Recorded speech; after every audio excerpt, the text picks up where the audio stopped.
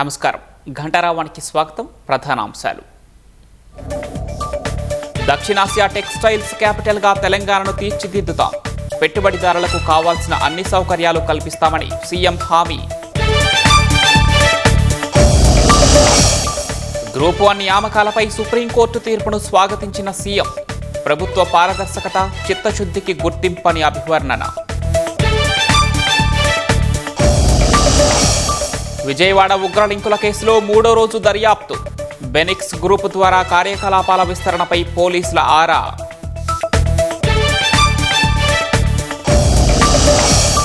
పశ్చిమాసియాలో తారాస్థాయికి చేరిన యుద్ధం. గల్ఫ్ దేశాల్లోని 8 కీలక వంతెనలు ధ్వంసం చేస్తామని ఇరాన్ హెచ్చరిక. ఇరాన్పై మరోసారి బెదిరింపులకు దిగిన ట్రంప్. ఇంకా ధ్వంసం మొదలు పెట్టలేదంటూ హెచ్చరికలు.